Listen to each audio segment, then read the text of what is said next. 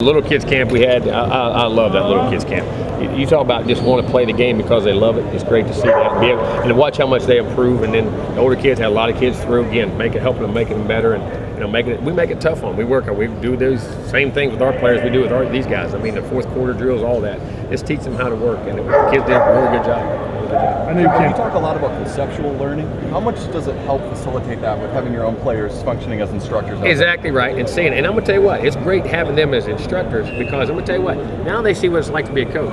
Like I said, I told them, wait a minute, tell them ain't coaching. Show them. Well, coach, he ain't doing it. I know. Now you got to well, now you know how we feel. Also, when you put guys in position of things when people react with them, I think that's one of the best things from this that they get. And also, I think hopefully that they see a lot of these new kids that really love to play. And I hope our kids remember that because you get to college, sometimes you put so much pressure on yourself. Remember, you love the game, but how hard it is and how tough it is, but also respect coaching, and that now maybe if I've coached, I can be coached better, because that's one of the things with kids today. Learning to be coached is a big part of it. Are there any of your guys you think would be good future coaches? Oh yeah, I think there's a lot of guys out there. I don't know off the top of my head. I don't want to say that, but I mean, I see some guys out there that get it. And then I see guys that have done it 1 year, then that second year, now they're different guys doing it again. You know what I'm saying? And I think they appreciate it. But unfortunately, there are going to be some knuckleheads that ain't very smart when the coach. I know you can't talk specifically too much about their sons, but is it cool to have so many former players bring their kids back? Oh, it is, the legacy kids, and I want them to feel that they can come back here, and hopefully we can help them get better. Whether they end up coming to school here, they don't come to school here, whatever it is. And we have a lot of the legacy guys just come to work camp, don't even have sons here. There's a lot of those guys coming back. So I mean, I think it's great because it's all one big family. For your guys, is there an element, they say when you teach something, it helps you learn it too. Do you see that with them? No doubt. When you can explain something to teach it, it's amazing how much better you can execute it. That's one of the things I like about this, and I challenge our guys. Think about what you're telling the guy, you know what I mean, and how you're telling him, and then think about that when you're playing. It's amazing how sometimes, and a lot of our great players sometimes aren't great coaches. They just do things naturally, instinctively, but they've never really thought how to explain it to somebody, you know what I'm saying? And when you make them do that, it changes how their perspective big time. Do they have to earn the right to let them come out here and do that? Or? Oh yeah, we do. The only guys that are going to work hard, they're going to be accountable what they do. Like I tell them every day, and I walk by, say, remember, I'm signing them checks now. You better not. They start standing, I'm docking right now. But I mean, but also understand the amount of work ethic that it takes to help guys do it. There's twice as much work going on coaching than there is, and they're finding that out. Jimbo, when you're recruiting the sons of former players, is there a certain level of comfort that everybody has all aboard because you're familiar with each other already? No, I don't necessarily say that.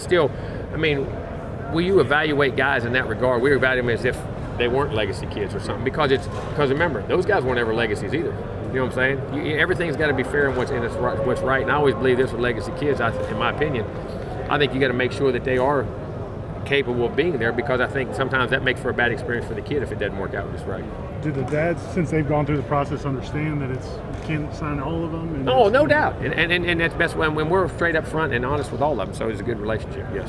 Does this stuff refresh you? Just going back to the love of the game, does it refresh you? No, without a doubt. To watch those little kids just on every word you say and everything, and they don't know, and you get to teach them the basics. It reminds me when I was playing as a kid. I remember being in the backyard, playing football by myself. I get tired to throw a ball up, jump, catch. But you just love being out there, and it does. Because we get so much in, are you winning? Is this going? You forget. That's why we all were in it in the first place. Is it fun being able to coach Trey out there? Yeah, I tried not to a lot. I tried to scam, but anyway, it's kind of ironic. So a lot of guys say, well, he was here when he was that high. Now all of a sudden he's going to be an upcoming freshman. It was weird. With satellite camps, are you guys going to send assistants anywhere? Nope. Not at all? Nope. What are the benefits? We satelliting right here in Tallahassee. Yeah. are these camps usually the first time you usually get a player to visit campus and a lot of times. Future visits?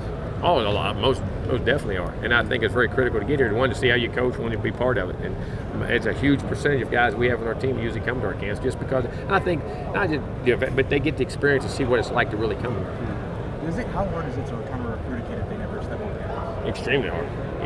I don't know if I've ever gotten one. Maybe one or two in the whole lifetime. With the freshmen that have showed up, everybody been pleased with what they look like? Yeah, they have. I think most of them come in pretty good shape. Some of them are still getting cleared in the workouts, and a lot of them are already in here because they're based off their high school graduations, and a lot of them, different times.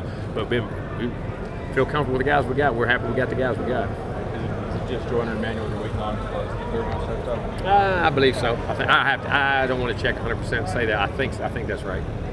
saw Sean was without the boot just as his. Yeah, he'd been off for a while. He's probably 70-75% putting weight on. He's been dropping and throwing, and he's coming around extremely well. Any thought in sending assistants to other people's satellite camps for a hoop camp? Nope. Jimbo, you have a lot of former players, Jameis, Telvin Smith, doing their own camps of their own. What's that mean to you, I guess, in just giving back? It is. They love giving back. And you look at all those guys. You talk about two guys who love ball, who would have practiced 10 hours a day, who even when they were here played it because, I don't know if I ever went on the practice field with either one of those two and didn't see them have just the hugest smile on their face. It's amazing how they're, you know what I mean? Those two knuckleheads, they probably end up being coaches too. Do you guys get a little time off now, coaching staff? Well, we give them a break, yes. We'll give them after this. We'll give off and on for the next 3 to 4 weeks. How many offers do you think you'll extend from this camp? Oh, I don't know. I have to evaluate up there. I don't even, I couldn't say.